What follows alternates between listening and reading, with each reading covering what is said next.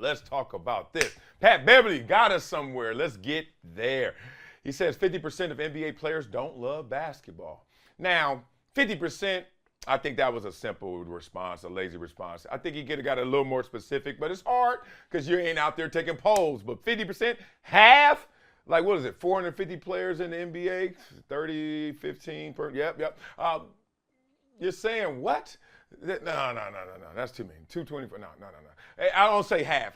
There's a number, though. There's a big number, but half, let's get here. Beverly broke down exactly what he meant, comparing the necessary NBA preparation to that of a romantic courtship. Okay, bro. You know me, I love me a dating analogy, so let's hear this. He said, before you even go on the first date, you have to buy flowers, make restaurant reservations, wash the car, etc. Damn.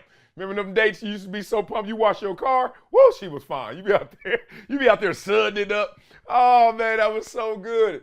That date better go good too. He said, quote, now can you have all that energy and put it in basketball? Is it watching film? Is it extra shots? Is it free throws? Is it working on offhand shit? All right. Is it working on shots that you might not even use just to have something in your back pocket? Preparation. How prepared are you? Do you know the coach's philosophy? Do you know what the coaches want from you? Might be different what you want from you. All right. Then he was asked if he ever had teammates who he felt didn't love the game. And he said something surprising to many, that they're usually the ones who are extremely talented. Beverly talking that real now. Most teammates I know who don't love basketball are the really fucking good ones, are the most skilled ones. Wow, it's the wildest shit in the world. Preparation is different when you got so much skill. You can just show up to the game and get a MF in 30, 40 that might work against other teams who aren't that good. But can't do that in the playoffs. Woo, Beverly, okay, said a whole lot here. All right, the love of basketball. First, let's talk about how your love is measured. In sports, it's measured largely by how you prepare. Now, think about it.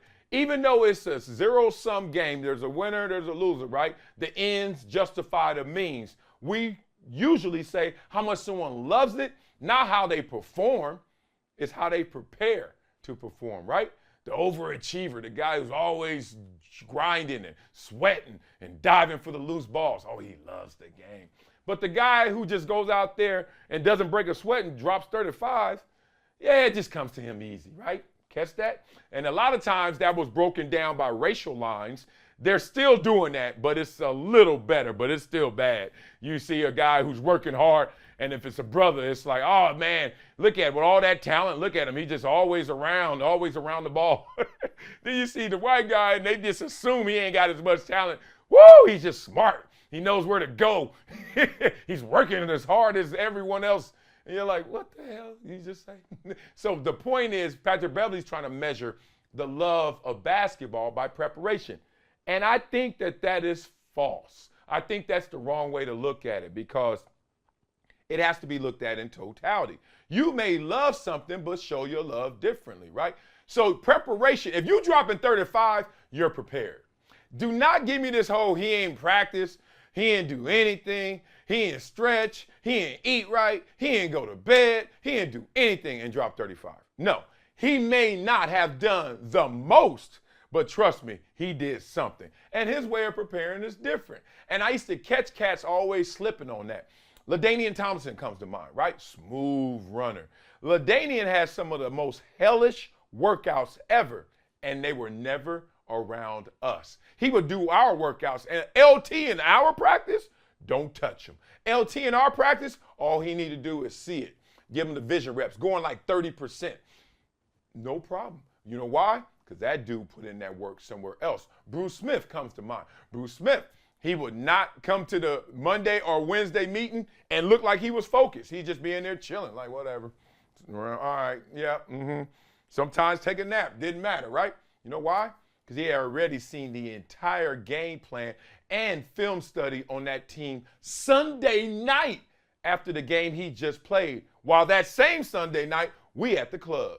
Think about it, y'all. So this whole love of sport based only on preparation, be careful, because a lot of guys prepare differently. Marshall Faulk's another one. I don't want to bore you. So he started there, which I think is a little shaky premise, but I get where he's coming from.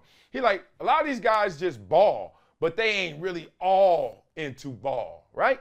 All right, got a point there. Then he started talking about the gifted ones, the more talented ones, right? And that's the curse of the gifted. I've talked about that before. Let's break it down. When you're so talented, there is an influence. There is a whispering in your head. There is something telling you you can skip a step, right? It just happens, right? When you're super smart. I see it with my son already. He's really good in math. And all of a sudden, he wants to just go faster and just go through the problems without taking his time. Because when it's a struggle, every little thing counts. But when it's not that hard, oh, Daddy, I know that. And every now and then, I'm like, slow down. You missed that step, right? You didn't carry the two, etc., right? Same thing in sports. Like if you don't go back to square one every time when it comes to preparing, when it comes to you setting your goals, like you got to be foundational with everything. If you don't and you skip that step, all of a sudden, guess what happens? You're going to have to return to that step because somebody didn't skip it that's going to have comparable talent. And that's what Patrick Beverley's talking about. Those guys in the playoffs, you don't get away with that because there's going to be a talented guy on the other team who didn't skip a step, who worked as hard, who prepared, who showed his love for basketball. And it's crazy because a lot of times we call it the sophomore slump. And walk with me here. Sophomore slump usually occurs after someone had a tremendous rookie year, right? Rookie sensation. And then what happens? He gets a break. Now, normally in that break, before he was a rookie, in college, high school, before he grinded because he was like, whoo, I got to be ready. I got to be the man. And then when you see him at the high level, especially the pro level, NBA, NFL, etc., you see that guy have a tremendous rookie year, and then all of a sudden that second year is not as good. I can tell you what happened. Somewhere in that offseason, somebody got to him or he got to himself and heard this. Oh, man, it wasn't that hard. Oh, man, I figured it out. Oh, man, it was tough, but, man, I'm better than these dudes. Woo! It is always going to be a struggle at the highest level. People are always going to reshuffle the deck. The team's going to reshuffle the deck. Players going to try and do better, get better, and you better be on that same mission without skipping steps because somebody somewhere is doing it the right way, and you're going to mess around and find out the wrong time that dude didn't skip a step. So when I saw all this, I was like, man, did I witness any of this?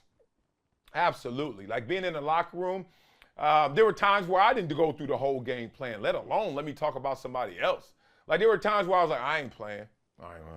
Did I love football? Absolutely. There were times where when I was like, I got this. Like I don't even need to go through that anymore. I got this. Do you got it? And then in the game, it didn't work. I was like, damn, I should have went through that a little more with him, right?